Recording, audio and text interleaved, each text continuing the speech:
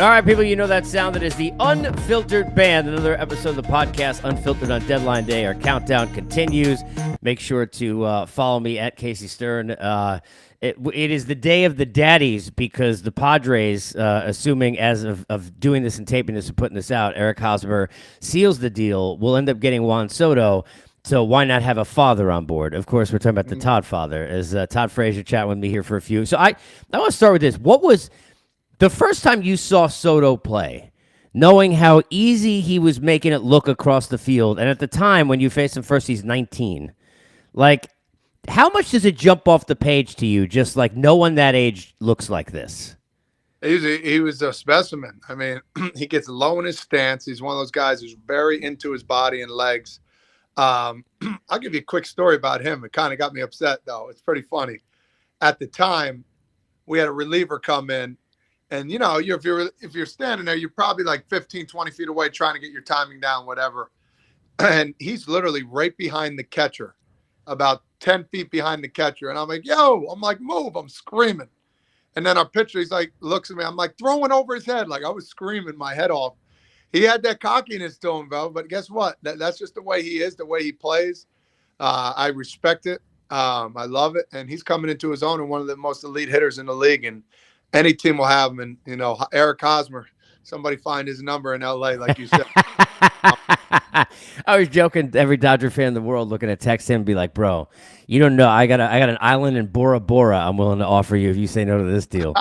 You know, it's funny, too, because I've learned to really – I mean, we love Soto as a player, but I like the dude because the more he's talked about his story and he's got like a humble nature to him, he's confident in his abilities, but it's not – he becomes more likable in the way that he plays when you just realize that's just kind of who he is. But it's also why he's so good, because to be 19 hitting homers off Garrett Cole in the World Series, you better have some kind of arrogance and some swag that you're bringing to the table, right? Here's the question I have for you about a situation like this. When you're in a room on a club that makes moves at the deadline, tell me the real side of that. Like, how much are you guys having conversations that say, hey, they really believe in us, and how pumped up do you get? And how much on the other side, when you've been on teams that don't do anything, do you feel like it's your team almost saying to you, hey, we don't really got a shot here? And I mean, how dejected do you get? Yeah, no, well, first off, we talk about it all the time. There's nothing we're in there, we're looking at it. I don't care who you are. We're on Twitter, we're following you guys and seeing what's going to happen. And especially if your name's in the mix, you want to see everything. You're excited if you're on the team that's getting everybody. You're confused trying to figure out other things if you're not. So it's just that time that you got to figure out exactly what you want to do as we go on. And my son coming in here. I love that. Yeah. And now he's 8 now? Is he 8 already? No, this is my 3-year-old. He's got a little. Oh, that's your little one. See, I'm used to everybody being small. So for me, it's like, you know, I had 3. So he's coughing up a lung right now as usual. Go back to mommy. That's all right. It's hard to breathe around such genius. Go ahead.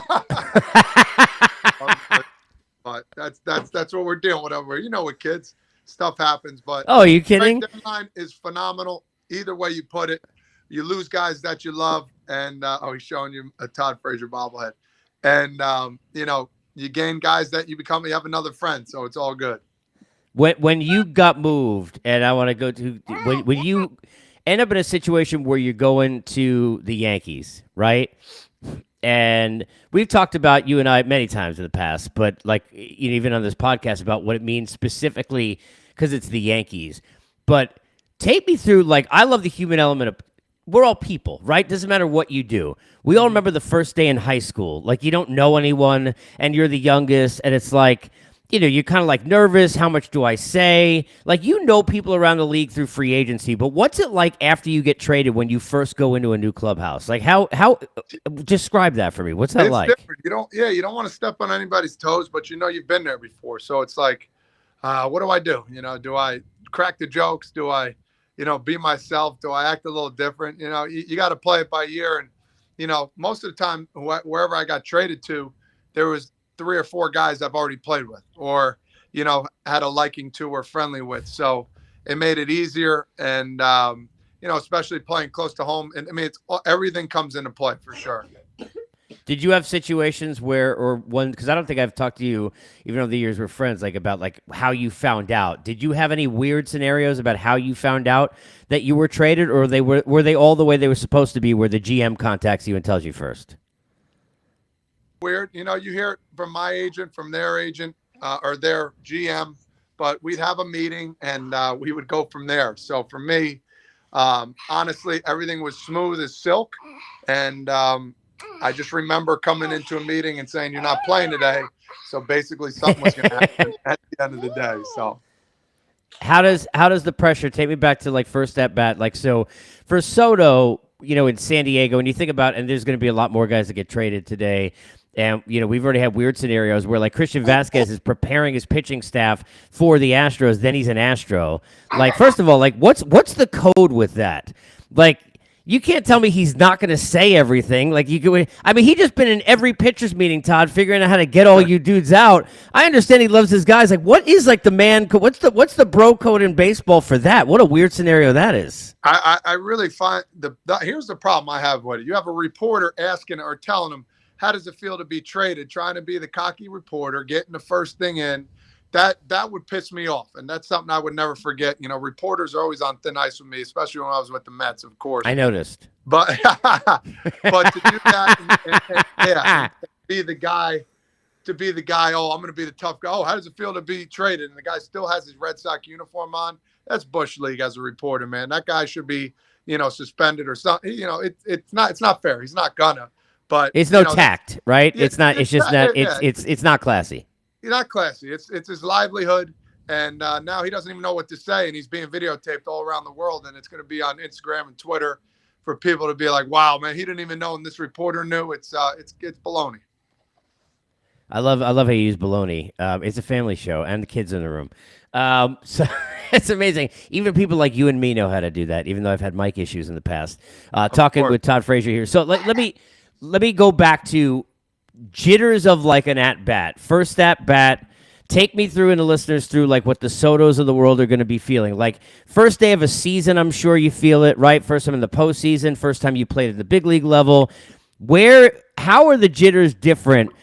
And the gripping of the bat tight stuff. How much is that different day one when, let's be fair, like the players that you're playing with, some of them you already know. They know how you play, but aren't you trying to impress them? I mean, how does that work? The first few at-bats, how much more pressure is there with a new team? Oh, big time. Well, he's going to get a standing ovation. I don't care how you play. Oh, my God. Are you kidding? He's one of the better hitters in the league. So for him, it's going to be excitement. It's going to be a little nervous. And then, it's going to be baseball after that. First at-bat's going to be big. Strikeout, hit, ground out, whatever it is, it doesn't matter. Just knowing that he's at a park and he's being loved and they're trying to make a pennant race or, a wild card race at the end of the day, it's going to be exciting for him. When you sit there and now, first of all, for your 3-year-old, are there more Met swag? Like, what's the swag leader in the small kid clothes department? Like, do we have more like Met stuff, Yankee stuff? You still got some Red stuff around, or we got some Rangers stuff around because the kids were at least born by then? Like, what's the swag content that we've got for the kid? Well, let me ask Grant. Blake likes the Mets. Are you Mets or Yankees? Yankees. Oh, he said Yankees. So okay. I don't think he knows. But there's a mix of both. I still have my 17 playoff gear from the Yankees and a monster amount of stuff with the with the Mets. So he's a big Pete Alonso fan. I root for all the guys, and I'm out there to watch all the boys get after it. So it's a lot of fun. You mentioned 17. I want to go back there for a second. I want to take the other side of it. Yes. When Verlander, like at the 11th hour, 59 minutes, we had the waiver deadline then. We don't have that now, so there's only one deadline. When another team that you're chasing with in a postseason, right now it happens to be Yankees Astros again, right? Yeah. How much is that noticeable? Like, how much are the Dodgers players, like, you're not afraid of, I understand that, right? But how much is it, like, even behind the scenes, even if you're not going to say to a reporter, like, holy expletive, holy crap, like, that team we got to beat just got a lot better. How much are those conversations for some of the teams who are watching the Sotos of the world? Yeah, it's kind of like, damn, all right, I see what they're doing. You talk about it for sure. It's your job. This is baseball. So you see what the other teams are doing. You're like, man, why couldn't my GM or president do that? So it leaves you kind of bitter sometimes, but you got to play the best to beat. You got to beat the best to be the best. So it's very fortunate for some teams. It's not for others, but you got to win your division first and win your American League Series first, and then we could worry about World Series. I've talked about this with you in a previous pod, but the year you went back to the Mets, you guys were really right there with the Nationals and had a shot with 2 months to go. They spread the gap a bit. They end up the bumpy roads, beautiful places, and win a World Series. And I was saying, the worst part is, and I got to credit Mark Feinstein, who was talking to the other day, who reminded me of this. Like, they never even got a parade. Like, really. Like, they never got the celebration of getting back into the fans in the ballpark. Like, all the ticket sales that come after that, all the enjoyment for the fan base, for the players because of COVID. Like, they never got any of that. How weird is it for you even to see when you think back to those rivalries you had, like you've got Rendon at third base, right? You got Scherzer. You think about all the names that they had. I mean, Strasburg at the time when he was healthy, who's now not even a factor. Soto was coming up. They had all these players. They're all gone. This team's going to be brutal for years. And that, Todd, that's not that long ago. That was 4 years ago. No, it's a shame because you see what they did, then you figure how dominant they could be for the next 4 or 5 years, and then shit hits the fan. So it's that's why it's a business. This is one of the toughest and worst businesses to be a part of, to be honest, on the business side now. But it's a dog eat dog world. If we're not winning, we're losing. We're gonna try something different. A month from now, it might be different. All of a sudden, we win 20 out of our next 30 games, and all of a sudden, it's like, oh man, we're buyers. And then if we lose 20, we're sell. So it just depends on how the season goes week by week, and sometimes I want to be a fly on the wall in some of those acquisitions, how they figure that out. I think that'd be pretty neat one day. Can you sense the energy on another team? Like when you're playing them and you know that they're dejected, they haven't made a deal or they lost the guy in a trade. Like I was making a joke with you before this, and it's unfortunate, but basically they're like sacrificial lambs now with Jacob deGrom tonight. Like, Can you sense that on the other side? Without a doubt. I've been being a part of it. You go to the field and you're like, man, when does football start? Honestly, and as sad as that sounds, that's how some people think. They're worried about fantasy football more than the game. It's like, dude, you got to worry about making this money here, brother. You got to keep working hard and get after it.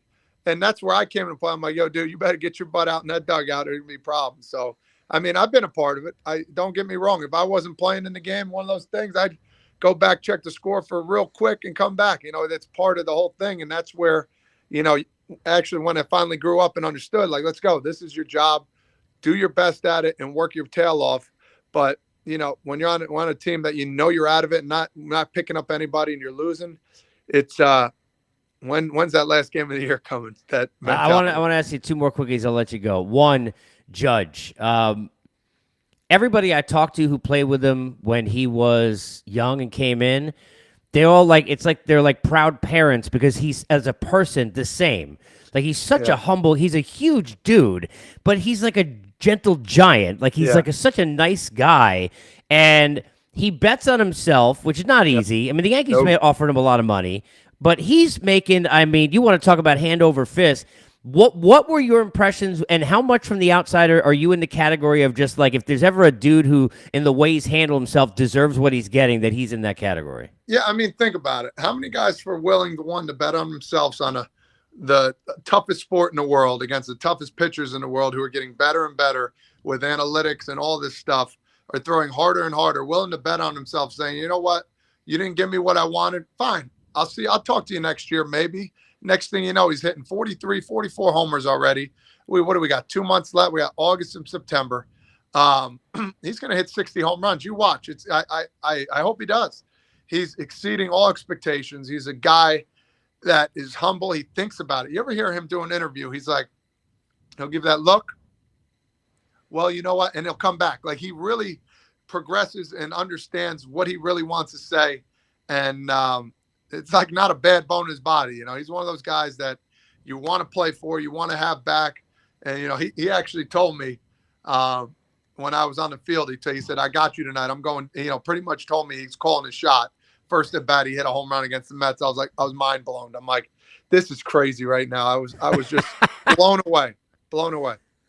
Last one for you, and I wanted, because not many people can really explain a lot of things in the media. And look, I've had conversations 20 years, and I've always said this to you, but I learned from players. Like I learn, I understand the game very well, but I learn because you guys feel things that I can't feel. I could see it, right? Yeah. I know being around New York my whole life, it's a different kind of pressure. I don't know what it's like to be a Yankee in October. Yeah. You've got Judge in the final year. You don't know what's going to happen. You got 200 win seasons. They didn't go far. The Red Sox beat them once. The Astros got to a World Series. All that's happened. What was it like feeling the pressure of wearing that uniform and those pinstripes in October? Like, what do you remember about that? That we could understand how to explain that. I mean, listen, here's the thing. There was pressure, but I was batting eighth and ninth, so there wasn't that much pressure on me, to be honest. I just went about my daily routine. I got after it. I was the guy that got after real early. I got out there a half hour before the game to stretch out. I was the guy that wanted, Dusty Baker taught me this, the guy that wanted to get out there to feel the air, get your body acclimated to the coldness, to the warmness, to the crowd noise. I didn't want to get out there 10 minutes before and be like, oh, blown away. So I was there early often, and I was focused on just doing your job. And, whether you're a Yankee or not, it's different. I take that back. It's totally different when it comes to being a Yankee because you're playing at Mecca. You're playing where everybody wants to be, the biggest city in the world. And it's just, you either step up or shut up at the end of the day. And, 9 times out of 10, I'm going to step up, and I loved every second of it. I love that. I got to ask, like, what's the now that like seasons are dying, the coaching? You're not coaching right now, right? Like we got off season. We got one more World Series right now for USABL, tri-state area. Top 17 teams move on to 9U. So that starts actually tomorrow. Okay. Top 10 teams move on to the 17 to a single elimination. So we got to go big tomorrow.